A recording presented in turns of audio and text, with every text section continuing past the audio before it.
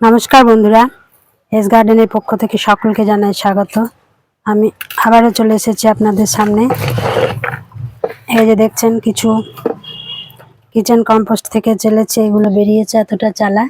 আর এগুলো চালার ওপর যে মোটা মোটা মাটি পাতা এগুলো আছে, এখানে কিছু নিয়েছি। এই যে দেখছেন এগুলো আমি নিয়েছি। এর মধ্যে এটা দেখছেন জৈব সার, মিক্সড যে জৈব সারটা তৈরি করি আমরা, সেগুলো দিলাম। আমি তৈরি করব, দুটো কলা গাছ আছে তাদের খাবার। তো বন্ধুরা, এই কিচেন ওয়েস্টের থেকে যে কম্পোস্ট বেরিয়েছে তার মধ্যে চালার পর যেগুলো বেরিয়েছে মোটা মোটা, যেগুলো খুব মোটা নয়, অল্প অল্প মোটা, এই যে হাত দিচ্ছি না দেখুন, এই যে এগুলোর মধ্যে জৈব সার মিক্সটা মেশালাম। তারপর এই কয়েকটা দানা মেশাবো, জিআর দানা, কয়েকটা ডিএপি, তারপর এপসাম সল্ট, সামান্য পটাশ, আর এটা হচ্ছে 10-26-26। তো এই কটা আমি মিক্সড করে দিচ্ছি কলা গাছের খাবার তৈরির জন্য। তারপর এই যে দেখছেন এতটা ভাত আমার ছিল, এই ভাতটা কিন্তু আমার 1 মাসের উপর হয়ে গেল, পচে গেছে। এটাও আমি মিক্সড করে দেবো এর মধ্যে। এইভাবে মিক্সড করে কলা গাছের খাবার তৈরি করব। চাপান সার যেটা বলে, দুর্দান্ত একটা খাবার তৈরি হবে এটা। গাছের খাবার না দিলে গাছের গ্রোথ হবে না।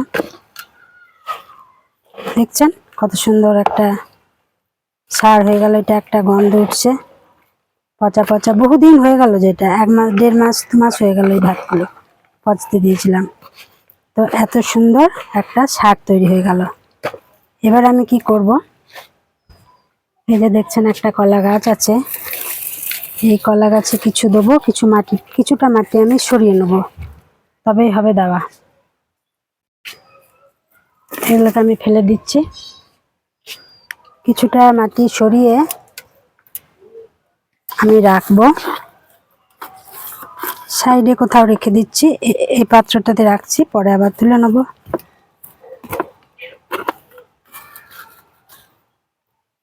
এই যে দেখছেন এর মধ্যে রাখছি,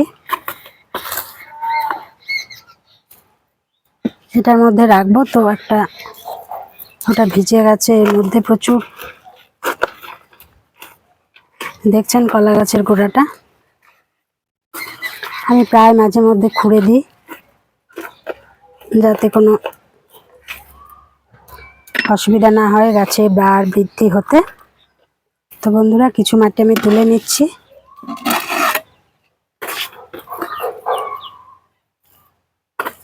তারপর আমি খাবারটা চারপাশে ছড়িয়ে দেব।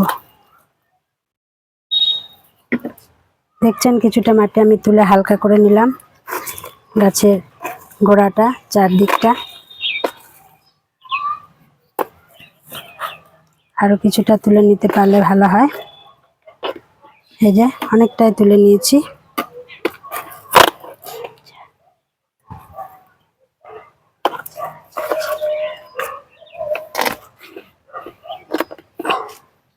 বন্ধুরা, এখানে আমি কিছুটা খাবার এবার দেবো।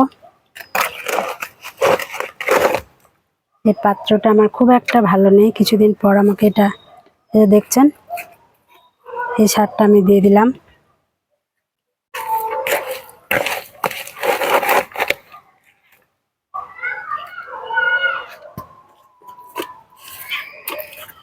এই খাবারটা দিয়ে দিলাম। এরপর আমি কিছু মাটি আবার চাপা দিয়ে দেবো। এই যে মাটিগুলো এবার চাপা দিয়ে দিচ্ছি। আচ্ছা, এই যে এভাবে চাপা দিয়ে দিলাম। দেখছেন বন্ধুরা, চাপা দিয়ে দিলাম কিছুটা মাটি। তারপর দেখুন আবার একটা অন্য গাছে আমি, এখানে একটা কলা গাছ আছে, সেখানে আমি খাবারটা দিয়ে দেবো।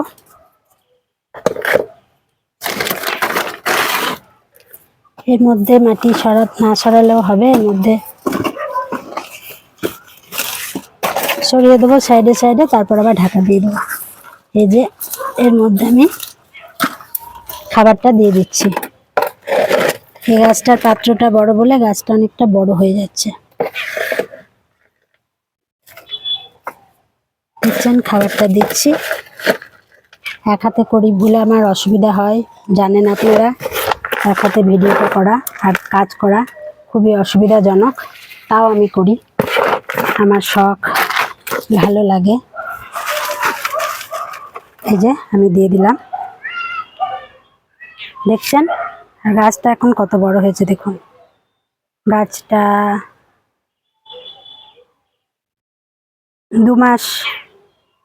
2 মাসের উপর বয়স হয়ে গেছে।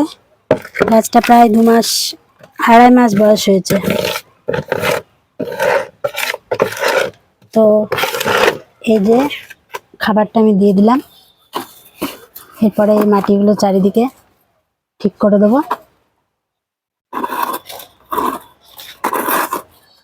এইভাবেই আমি গাছে খাবার দিলাম। এই গাছটায়,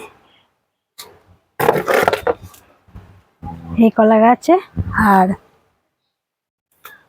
এই যে কলা গাছে, কলা গাছটা কত সুন্দর হয়েছে দেখুন। ঠিকঠাক মানে ঠিকঠাক বার বৃদ্ধি হলেই ঠিক আছে। এই যে পুরো কলা গাছটা দেখছেন। এগুলোকে আমি কি করে মানে যত্ন করি আপনাদেরকে দেখাচ্ছি। তাই এই পাত্রটা ভেঙে যাবে, এবার অন্য পাত্রে পাল্টাতে হবে। যাই হোক, যতদিন থাকছে থাক, তারপর আমি একটা অন্য পাত্রে দিয়ে দেবো। তো বন্ধুরা, এই পর্যন্তই আপনারা দেখলেন আমার কলা গাছের পরিচর্যা। যদি ভালো লাগে লাইক কমেন্ট শেয়ার করে দেবেন, অবশ্যই সাবস্ক্রাইব করবেন। পরে একটা ভিডিও আপনাদের কাছে যেন খুব তাড়াতাড়ি পৌঁছে নিয়ে যেতে পারি, তার জন্য ধন্যবাদ। নমস্কার।